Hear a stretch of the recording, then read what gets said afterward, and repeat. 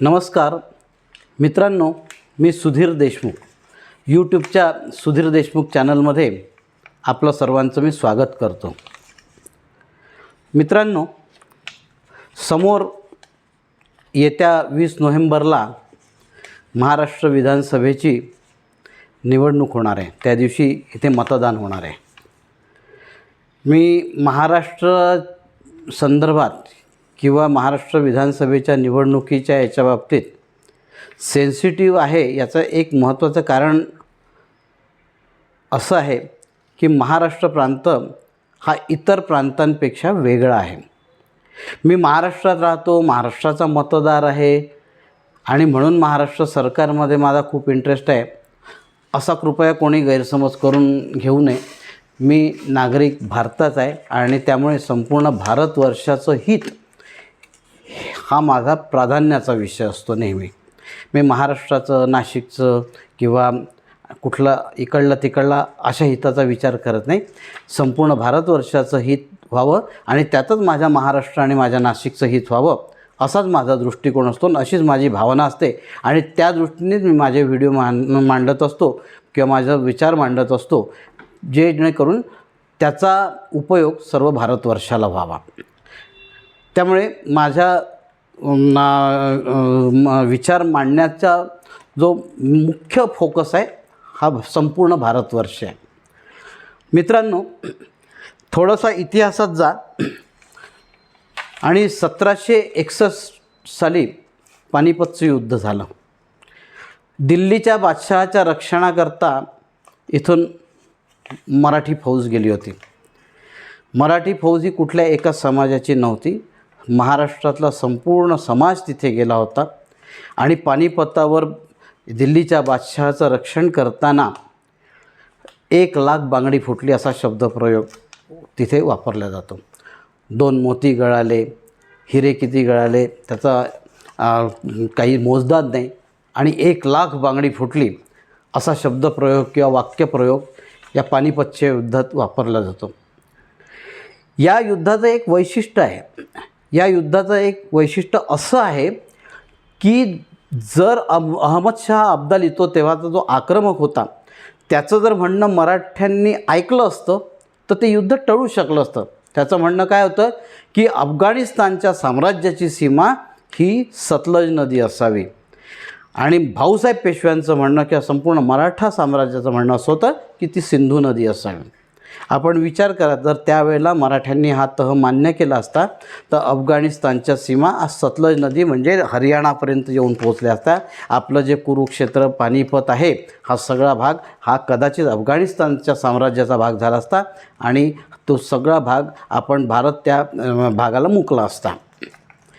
दुर्दैव त्याचं असं पुन्हा दुसरं आहे की हे युद्ध सुरू असताना जे लढाऊ 2 प्रांत होते भारतवर्षातले, एक राजपुताना आताचा राजस्थान आणि दुसरा पंजाब, यातले सर्व सत्ताधीश कोण जिंकतो हे पाहण्यात मजा पाहत होते।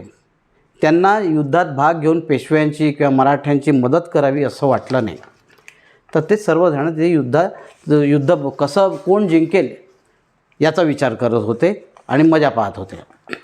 पण तरी महाराष्ट्र लढला आणि त्यामुळे स्वातंत्र्यवीर सावरकर नेहमी असं म्हणायचे की हे भारतभू, जोपर्यंत महाराष्ट्र इथे व्यवस्थित आहे तोपर्यंत तुला कुठलाही धोका नाही।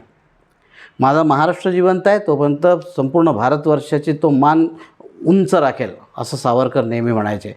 जर महाराष्ट्र राष्ट्रीयत्वाला आचवला तर भारतातलं राष्ट्रीयत्व धोक्यात येईल असा त्यांचा या सर्व याचा मतितार्थ होता। मित्रांनो, आज पुन्हा त्या पानिपतच्या युद्धासारखी म्हणा किंवा आणि त्यानंतर थोडीशी एक फाळणीपूर्व जशी अवस्था आपली त्या भारतवर्षाची झाली होती तसा प्रसंग या विधानसभेमध्ये येतो आहे। आपण या लक्षात आला की नाही माहिती नाही, पण जे काही लोक विचार करतात, काही इतिहासाचा मागोवा घेऊन त्या इतिहासाचं पदस्थल करून भविष्याचा वेध घेण्याचा प्रयत्न करतात, त्या लोकांना या गोष्टीचा एक अंदाज येऊ शकतो। हा अंदाज चुकू शकतो, कधीकधी काही अंदाज जर एखाद्या व्यक्तीचे चुकले तर त्याला आनंद व्हायला पाहिजे। जर माझा अंदाज चुकला तर मलाही आनंद होईल, माझा एक अंदाज असा आहे की फाळणीपूर्व स्थितीमध्ये जसा मुस्लिम समाज पाकिस्तानची मागणी करत होता, पण पाकिस्तान झाल्यानंतर सगळा मुस्लिम समाज गेला नाही तिथे. तिथे 25, 30, 50% गेले, पण 50% इथेच राहिले. आणि आता परिस्थिती अशी आहे की संपूर्ण भारतवर्षावर हे आक्रमण पसरते की काय असं वाटायला लागलेलं आहे. थोडासा 75, 77 आणि त्याच्यानंतर 80चं दशक आठवायचं. त्यावेळेला फखरुद्दीन अली अहमद नावाचे आपले राष्ट्रपती होते. ते आधी ते मूळचे आसामचे होते. आणि त्यांनी बांगलादेशच्या नेत्यांना असं सांगितलं होतं, असं ते म्हणायचे लोक, की मी सोन्याच्या थाळीत तुम्हाला आसाम प्रांत देईल. बंगाल तर तुम्ही मिळवला पूर्व पाकिस्तानच्या रूपाने, पण सोन्याच्या थाळीत आसाम प्रांत देईल तुम्हाला. आणि मग आसामचं जे आसुनी आंदोलन केलं वगैरे तो सगळा इतिहास आपल्याला माहिती आहे. नवीन पिढीला माहीत नसला, पुढच्या एखाद्या व्हिडिओमध्ये मी तो सांगेल, तो विशद करेल जरा. पण आता साधारणपणे मुस्लिम समाजाची मानसिकता अशी आहे की नाही, आता हे पाकिस्तान, बांगलादेश अशा याच्यावर समाधान मानायचं नाही. अख्खा हिंदुस्तान गजवा ए हिंद करायचा. मागे साधारणपणे 1977 साली स्टुडंट इस्लामिक मूवमेंट ऑफ इंडियाचं एक अधिवेशन झालं होतं. आणि त्यांनी एक असा बेल्ट तयार केला होता की जो ग्रीन बेल्ट, हिरवा बेल्ट किंवा मुस्लिम बेल्ट म्हणता येईल असा, थेट सौदी अरेबियापासून तर नर्मदा नदीच्या उत्तरेला ते थेट इंडोनेशियापर्यंत हे गजवा ए हिंदसारखा किंवा संपूर्ण मुस्लिम पट्टा असला पाहिजे हा, अशा याचा एक त्यांनी नकाशा सादर केला होता सिमीने. तो प्रत्यक्षात साध्य झाला नाही, पण हळूहळू ते लोक पाय पसरायला लागलेले आहे. हा धोका आपण लक्षात घेतला पाहिजे. आता त्यांना इकडलं तिकडलं काही नको, संपूर्ण हिंदुस्तान पाहिजे. हा गजवा ए हिंद करायचा आहे. मध्ये तामिळनाडूमध्ये काही गावं हे मुस्लिम बहुल झाले आणि त्यांनी मद्रास हायकोर्टामध्ये रिट याचिका दाखल केली होती. ती याचिका अशासाठी होती की आता ही गावं संपूर्ण मुस्लिम बहुल आहे, तेव्हा याच्यामध्ये शरिया कायद्याने या गावांच्या प्रशासनाचं नियंत्रण व्हावं. सुदैवाने मद्रास हायकोर्टाने ते फंडामेंटल राईट्स वगैरे, सेक्युलरिझम ह्या ज्या चुकीच्या कल्पना आपल्या डोक्यात घुसवल्या आहे, याचा प्रतिवाद करत त्यांना असं विचारलं की उद्या इतर हिंदू बहुल गावांमध्ये हा जर नियम राबवला तर चालेल का तुम्हाला? आणि ती याचिका खारिज केली. पण असं वारंवार होईल असं सांगता येत नाही. उद्या जर हे लोक ज्युडिशियरीत आले तर प्रॉब्लेम होऊ शकतो. तेव्हा संपूर्ण हिंदू समाजाने येणाऱ्या संकटांचा जरा मागोवा घेत या संकटावर मात कशी करायची याचा विचार करणं गरजेचं आहे. त्याच्यानंतर मी 2024ची जी लोकसभेच्या निवडणुका झाल्या त्याच्यामध्ये मी महाराष्ट्रातल्या 2 मतदारसंघांचा मुद्दाम उल्लेख करतो आपल्यासमोर. आणि त्या 2 मतदारसंघांचा उल्लेख केल्यानंतर माझ्या मुख्य विषयाकडे वळतो की मला काय याच्यातून सांगायचं आहे, लोकांपर्यंत काय संदेश पोचवायचा आहे. धुळे मतदारसंघामध्ये मतमोजणी सुरू होती. धुळे लोकसभा मतदारसंघामध्ये 6 विधानसभा मतदारसंघ येतात. 5 विधानसभा मतदारसंघामध्ये भारतीय जनता पार्टीच्या उमेदवाराला साधारणपणे 2 लाखाच्या वर आघाडी होती. आणि सर्वात शेवटी मालेगाव विधानसभा मतदारसंघाचं मतमोजणी सुरू झाली तर एका दमामध्ये संपूर्ण तो लीड भरून काढला गेला आणि वरतून 5-6 हजारांच्या मतांनी काँग्रेसचा उमेदवार निवडून आला. याच्यामध्ये मला एक सांगायचं आहे, काँग्रेसचा उमेदवार निवडून आला म्हणून मला खूप आनंद झाला किंवा वाईट वाटलं आणि भाजपचा पडला म्हणून असा काही विषय नाही आहे. कोणी निवडून आला तो भारताचा नागरिक आहे, भारतीय राज्यघटनेशी समर्पित आहे. परंतु हे सरळ धार्मिक आधारावर झालेली निवडणूक होती. मतदान धार्मिक आधारावर झालं. इथे पूर्णपणे धर्माच्या आधारे मतदान केलं गेलं. एका विशिष्ट उमेदवाराला पाडायचं आणि एका विशिष्ट उमेदवाराला निवडून आणायचं. या अटीतटीच्या यांनी ती लढाई झाली. परिणाम आपल्यासमोर आहे. दुसरा मुंबईतला एक मतदारसंघ आहे. तिथे भारतीय जनता पार्टीतर्फे प्रख्यात वकील उज्ज्वल निकम होते उमेदवार म्हणून, आणि काँग्रेस पक्षातर्फे वर्षाताई गायकवाड होत्या. उज्ज्वल निकम यांचं वकिली कौशल्य वगैरे हा भाग बाजूला ठेवा, त्यांच्या वकिली कौशल्याबद्दल कोणाचंही दुमत असणार नाही, पण त्यांच्या देशभक्तीबद्दल मात्र लोकांची प्रचंड निष्ठा आणि विश्वास आहे. त्यांना स्वतःलाही जीवाच्या धमक्या आल्या होत्या, परंतु त्यांनी भारतवर्षाशी, भारताच्या राज्यघटनेशी, त्यांच्या कायद्याच्या ज्ञानाशी, व्यवसायाशी निष्ठा ठेवत जे पाकिस्तानी दहशतवादी मुंबईत त्यांनी हल्ला केला, 200-250 लोक मारले, त्यातला जो जिवंत सापडला होता अजमल कसाब, त्याला फासावर लटकवण्याचं काम केलं.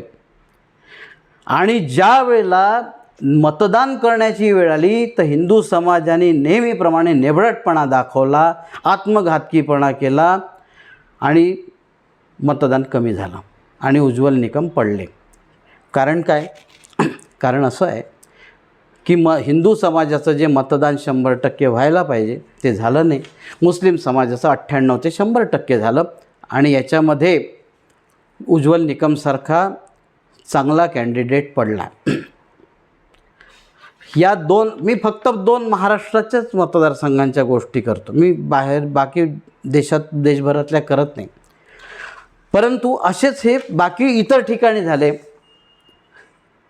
आणि त्याचं आता या सर्व गोष्टी ज्या घडल्या 6 महिन्यांपूर्वी त्याचं सिंहावलोकन करत पुढच्या मतदानाचा विचार महाराष्ट्रीयन समाजाने करणं आवश्यक आहे असं मला वाटतं.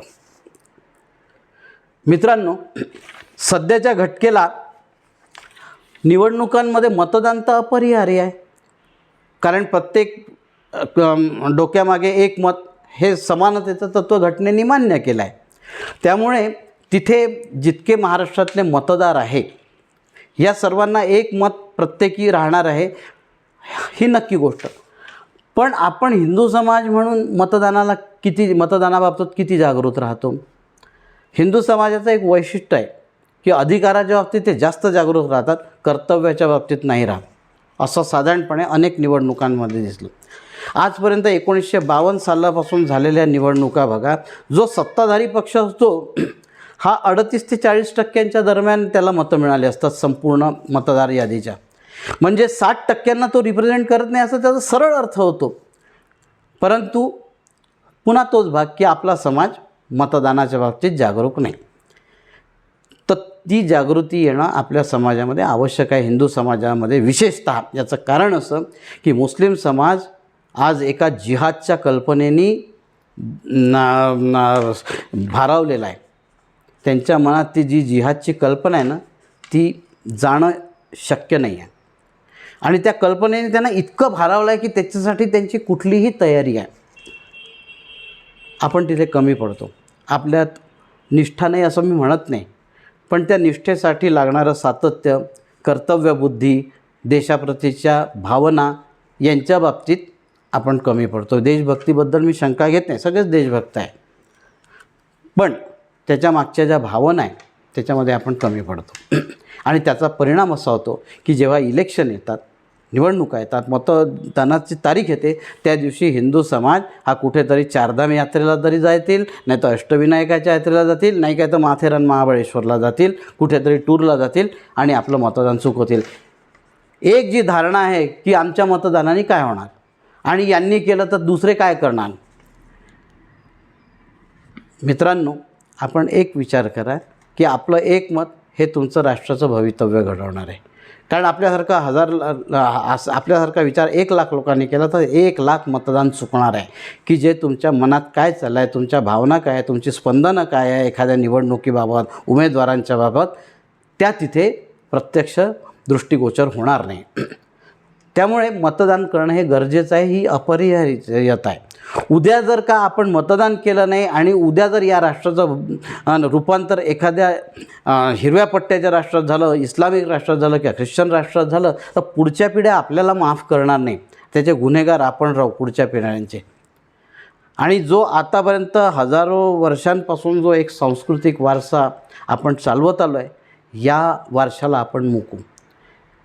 बरं, समजा असं झालं की सर्व राष्ट्रांनी असं ठरवलं की नाही नाही नाही आपल्याला हिरवा पट्टाच पाहिजे, आम्हाला गजवा हिंदच पाहिजे, तर इतर जे गजवा झालेले देश आहे यातला एकही देश सुखात नाही आहे. सगळ्या इस्लामी जगतामध्ये प्रचंड उलाढाल चालू आहे. आपल्याला गाझा पट्टी करायची आहे, सिरिया करायचं आहे, इराक करायचं आहे, सुदान करायचं आहे, अफगाणिस्तान करायचं आहे. अफगाणिस्तान पाकिस्तान तर हे आपल्या संस्कृतीचे देश आहे, परंतु त्यांनी फक्त संस्कृती बदलली, रक्त बदललं नाही, पितरं बदलले नाही, पूर्वज बदलले नाही. संस्कृती बदलल्याबरोबर आज तिथे काय दिसतं? इकडे भारतवर्ष हा विश्वगुरुत्वाच्या ठिकाणी जाताना दिसतो आणि ते जास्तीत जास्त पाताळात जाताना दिसतात आहे. आपली जीवनशैली, आपली संस्कृती, धर्म, राष्ट्र या जर निष्ठा बदलल्या तर काय होतं याचं उत्तम उदाहरण Iran, Pakistan, Afghanistan, Sudan, Iraq, Saudi Arabia हे सगळे आहेत. तेव्हा मित्रांनो, मतदान अपरिहार्य आहे. 100% करा. आपल्या घरातल्या महिलांना, आया बहिणींना, पिताश्रींना सर्वांना मतदानाला घेऊन जा. कोणी येईल तुमच्याकडे सांगायला असं नाही, स्वतःहून या गोष्टी करा. इंटरनेटवर बसल्यावर सगळ्या गोष्टी मिळतात. आपलं मतदान केंद्र कुठलं आहे, आपला नंबर कुठे आहे, कुठे आपल्याला करायचं आहे, या गोष्टी माहिती करा. आज जर आपण आपल्या कर्तव्याला चुकलो तर उद्याचा भविष्यकाळ आपल्याला माफ करणार नाही. आता हे सर्व करत असताना आपल्यावर काही आव्हानं आपल्या हिंदू समाजासमोर उभे राहतात आहे. ते नुसते हिंदू समाजासमोर नाही, संपूर्ण महाराष्ट्रासमोर उभे राहणार आहे. यातला एक पहिला जो भाग आहे की मुस्लिम समाजामध्ये जिहाद या शब्दाला खूप महत्त्व आहे आणि तो शब्द त्यांच्या दृष्टीने अतिशय पवित्र आहे. आता या ख्रिश्चन समाजामध्ये या जिहादला ते क्रुसेड म्हणतात. ते म्हणजे धर्मयुद्धासारखा प्रकार आहे. जिहादही धर्मयुद्धासारखा प्रकार आहे. आपण धर्मयुद्ध म्हणतो, पण जिहाद, क्रुसेड आणि धर्मयुद्ध हे समानार्थी जरी वाटत असले शब्द तरी धर्मयुद्ध हा सत्याने असत्यावर विजय मिळवण्याचा विषय आहे. तिथे जबरदस्तीने कोणाला आपल्यामध्ये आणणे, आपली विचारशैली किंवा धारणा किंवा जीवनशैली कोणावर जबरदस्तीने लादणे म्हणजे धर्मयुद्ध नाही. आपली धर्मयुद्धाची संकल्पना खूप व्यापक आहे, जिहाद आणि क्रुसेडची नाही. त्यामुळे मित्रांनो, ह्या जिहादचा थोडासा अर्थ समजून घ्या, कुठले प्रकार आहे. आत्ताच्या घटकेला साधारणपणे प्रामुख्याने 3 जिहाद मुस्लिम समाज ज्यांनी समोर ठेवलेला आहे. सर्वात महत्त्वाचा पहिला जिहाद आहे लव जिहाद. हा जो लव जिहाद आहे याच्यामध्ये नासमज म्हणा किंवा लहान वयातल्या किंवा जस्ट किशोर वयात येत असलेल्या हिंदू मुलींना फसवणे, प्रेमाच्या जाळ्यात अडकवणे, त्यांना लग्नाची आमिष देणे, त्यांच्याबरोबर कुठले तरी शारीरिक संबंध स्थापन करणे आणि त्यातून लग्न करायला भाग पाडून नंतर त्यांच्या डोक्यावर बुरखे चढवणे आणि नमाज पढवून घेणे आणि त्यांचं रीतसर मुस्लिम धर्मामध्ये, इस्लाम धर्मामध्ये धर्मांतरण करणे, हा लव जिहादचा एक मोठा प्रकार झाला आहे. आपली कुटुंब व्यवस्था थोडीशी विस्कळीत झाल्यामुळे या मुलींनासुद्धा अशा गोष्टींचं आकर्षण वाटतं. आपल्या समाजाने आपली कुटुंब व्यवस्था जी जगाला देणगी दिलेली आहे, आपण कुटुंब व्यवस्थेची, ती सांभाळणं आवश्यक आहे. आणि हे सांभाळत असताना आपल्या मुलींना देखील या गोष्टी सर्व आईवडिलांनी समजावणं गरजेचं आहे आणि मुली त्या मार्गांकडे जाणार नाही याची काळजी घेणं गरजेचं आहे. पण त्याचबरोबर समस्त हिंदू मुलींनी देखील विचार करणं गरजेचं आहे की आपण ज्यांच्याबरोबर मैत्री करतो, ज्यांच्याबरोबर प्रेमाचे संबंध आहे असं म्हणतो, हे खरंच त्या लायकीचे आहे काय की आपण त्या जाळ्यांमध्ये फसत तर नाही. कारण एक मुलगी बाटून मध्ये गेली तर ती पुढे पूर्णपणे धर्मांतरित होते, आपल्याकडे वापस येण्याची शक्यता राहत नाही. सावरकरांनी या गोष्टीवर मोठं बोट ठेवलं होतं की हे गेले तसे आणण्याची व्यवस्था झाली नाही यांना आणि त्यामुळे त्या धर्मामध्ये आपले शत्रू पैदा झाले तिथे. तेव्हा संपूर्ण हिंदू समाजातल्या मुलींना मी प्रेमळ आग्रह करतो, विनंती करतो की या आमिषांपासून दूर राहा. पुरुषांचा पुरुषार्थ पाहावा आणि मग प्रेम करावं. अन्यथा किशोर वयातल्या प्रेमाला अर्थ राहत नाही. त्या गोष्टी ज्या होतात त्या चुकीच्याच होतात, पण त्या झालेल्या चुका या व्यक्तिगत जीवनावर तर परिणाम करतात, पण नंतरच्या याच्यात सामाजिक आणि राष्ट्रीय जीवनावर परिणाम करतात. हे मुलींनी पण लक्षात घेतलं पाहिजे. त्यामुळे कुठल्याही याच्याशी मैत्री करताना या गोष्टींचा विचार करा. दुसरा एक विषय असा आहे की व्होट जिहाद, मतदानावर देखील जिहाद केलेला आहे.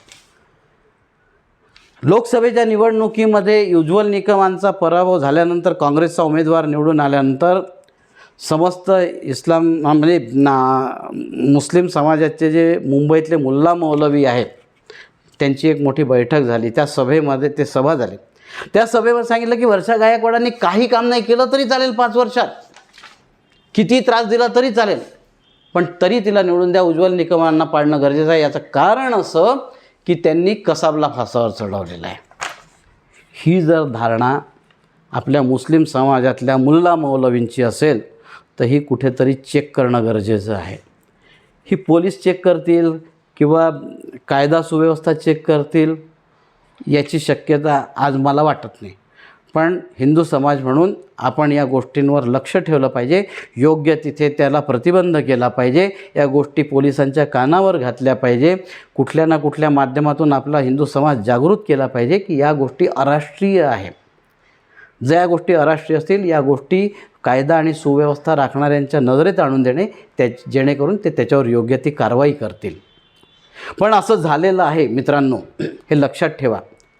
याचा परिणाम पुढे काय होईल हा विचार करा. हा व्होट जिहादचा प्रकार वाटतो एवढा सोपा नाही.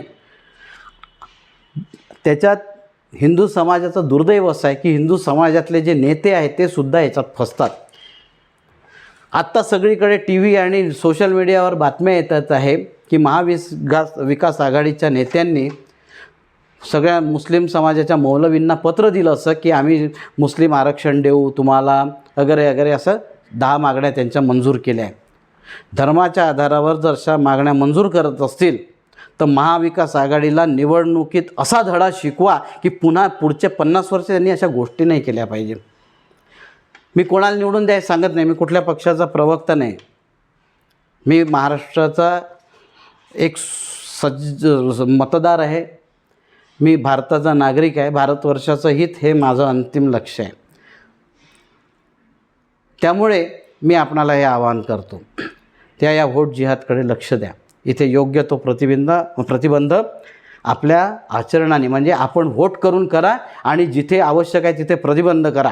जर कुठलाही विरोधी पक्ष किंवा सत्ताधारी पक्ष अशा मुस्लिम धर्माच्या मुल्ला मौलवींकडनं असे जर का फतवे काढून घेत असतील तर यांच्यावर देखील कोर्टात केसेस टाका, रिट पिटिशन टाका, त्या लोकांना डिस्क्वालिफाय करा इलेक्शन लढवण्यापासून.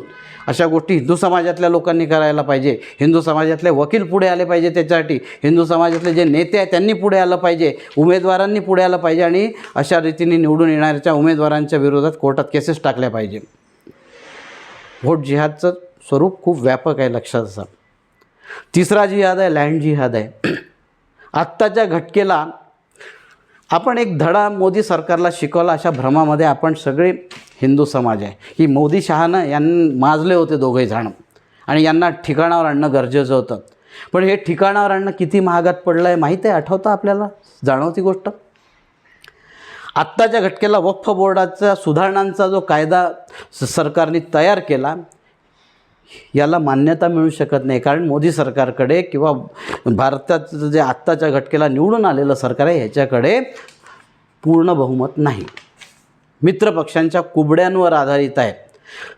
त्यांनी 370 कलम जसं रद्द केलं तसं वक्फ बोर्ड ॲक्ट रद्द करू शकले नाही. आत्ताच्या घटकेला सगळीकडे बांगलादेशी नागरिक आणि रोहिंग्या मुसलमान हे दोन्हीकडले मुसलमान भारतामध्ये करोडोच्या संख्येने स्थायिक झालेले आहे. बांगलादेशासारखा बेईमान देश या जगात दुसरा कुठला नाही. ज्या ताटात खातो त्या ताटात छेद करणारा देश आहे हा. त्यांनी बांगलादेशमधल्या हिंदूंवर अत्याचार सुरू केले आहे. त्यांनी इस्कॉनचे मंदिरं फोडलेले आहे. हिंदूंची मंदिरं फोडलेले आहे, महिलांवर बलात्कार करा, ही यांची संस्कृती. अशा संस्कृतीला आपण जवळ करणार आहोत का? हा विचार हिंदू समाजाने करणं गरजेचं आहे. आणि हा जो लँड जिहाद आहे याच्यामध्ये या जो वक्फ बोर्डाचा जो कायदा आहे, या कायद्यामध्ये असं आहे की एखाद्या जागेवर वक्फ बोर्डाने अधिकार सांगितला तर तो चुकीचा आहे हे सिद्ध करण्याची जबाबदारी वक्फ बोर्डाची नाही, आपली राहणार. उद्या जर माझ्या घरावर सांगितला अधिकार तर माझी जबाबदारी आहे की तो त्यांचं नाही माझं आहे हे सिद्ध करण्याची जबाबदारी. आणि तिथले अधिकारी वक्फ बोर्डाच्या कायद्यानुसार सगळेच मुस्लिम असणार आहे. म्हणजे जे कायद्याचं तत्त्व आहे की यू कॅनॉट बिकम जज ऑफ युअर ओन कॉज, हे पूर्ण तत्त्वच पायदळी तुडवून तिथे हा न्याय केला जातो. आणि याचं दृश्य स्वरूपातला परिणाम असा आहे की नाशिक रोडचं मुक्तिधाम तिथे वक्फ बोर्डाने दावा सांगितला आहे. आत्ताचं भारताचं जे नवीन संसद भवन झालेलं आहे तिथे दावा सांगितला आहे. एवढंच नव्हे तर काल परवा बरेलवी मुस्लिमांच्या उलेमांनी बद्रीनाथवर सुद्धा दावा टाकला आहे की ते बशरउद्दीन शाह नावाच्या याची मजार आहे, ते आमच्या ताब्यात द्या, अन्यथा म्हणून ते थांबले. थोडक्यात काय तर पुढे अन्यथाचा अर्थ आपण समजायचा आहे. तेव्हा मित्रांनो, मतदानाला जाताना हा सगळं याचा विचार करा. या देशातून वक्फ बोर्ड ॲक्ट जाणं गरजेचं आहे. तो नुसता सुधारणांनी नको, it should be lock stock and barrel या स्टेजमध्ये यायला पाहिजे. पुन्हा हे भूत कधीही पण बाटलीतून वर काढता येणार नाही एवढी व्यवस्था करणं गरजेचं आहे. आपण नाही तर हिंदू समाज जातीभेदात, वर्णभेदात, पंथभेदात, आरक्षणातच मग्न राहू, हे कधीच मिळणार नाही. नंतर जर असं काही जर हे लव जिहाद, व्होट जिहाद, लँड जिहाद, वक्फ बोर्ड हे जर का यांनी असे दावे सांगायला लागले तर आपलं काहीच मिळणार नाही. त्या भविष्यात जर या गोष्टी मिळवायच्या असतील तर हे पहिले थांबवणं गरजेचं आहे. याला मतदान करताना या गोष्टींची काळजी घ्या. आज जर काळजी घेतली नाही तर पुढचा भारतवर्ष फार चांगला असणार नाही. आणि ही जबाबदारी महाराष्ट्राची आहे. संपूर्ण 1100-1200 वर्षाचा जो आपला गुलामगिरीचा काळ होता, यामध्ये सुवर्ण काळ हा मराठा साम्राज्याच्या काळातच आलेला होता भारताचा, की एक मराठा साम्राज्यच फक्त भारतभरात पसरू शकलं होतं, इतर कुठल्या राजांचं नाही पसरू शकलं. हे लक्षात घ्या. महाराष्ट्र देशाला दिशा दाखवणारा प्रांत आहे. केवळ एक आर्थिक राजधानी आहे म्हणून असा विषय माझ्या मनात नाही आहे. आर्थिक राजधानी आहे, जबाबदारी आपण पार पाडू, त्याच्यामध्ये प्रश्नच नाही. परंतु आज महाराष्ट्रावर खूप मोठं दायित्व पडलेलं आहे की संपूर्ण देशाला दिशा दाखवायची. महाराष्ट्राच्या आजच्या निवडणुका ह्या खूप दूरगामी परिणाम देशभरात करणार आहे. आज जर महाराष्ट्र फेल झाला, आज जर महाराष्ट्राने चूक केली तर पुढच्या 5 वर्षात त्याचे दुष्परिणाम खूप दिसायला लागतील. तेव्हा मित्रांनो, पुन्हा हात जोडून विनंती करतो की 20 नोव्हेंबरला आपण मतदान करा. आवर्जून मतदानाला जा. सगळी कामं इतर बाजूला ठेवा, यात्रा बाजूला ठेवा. तुम्ही जर का हिंदू राहिले तरच यात्रा करू शकाल, अन्यथा मक्का मदिनेला जावं लागेल. म्हणून सगळ्या प्रायोरिटीज बाजूला ठेवा. पहिल्यांदा मतदान केंद्रावर जा, मतदान करा आणि मग आपलं नेहमीचं जीवन, नॉर्मल जीवन जगायला लागा. मतदान केल्यानंतर करताना हा विचार करा की मी कोणाला मतदान करायचं आहे. मी कोणाचा प्रचार करत नाही, पण कोणालाही करा, पण मतदान करा. तुमचा मतदानाचा टक्का वाढला की योग्य उमेदवार निवडून येईल. तुमच्या मनात काय आहे, तुमच्या मनातली स्पंदनं त्या मतदानाच्या स्वरूपात व्यक्त होत असतात. ही काळजी घ्या आणि मतदान करा. आपल्याला हा व्हिडिओ आवडला तर सर्वांना शेअर करा, लाईक करा, सबस्क्राईब मात्र आवर्जून करा. धन्यवाद.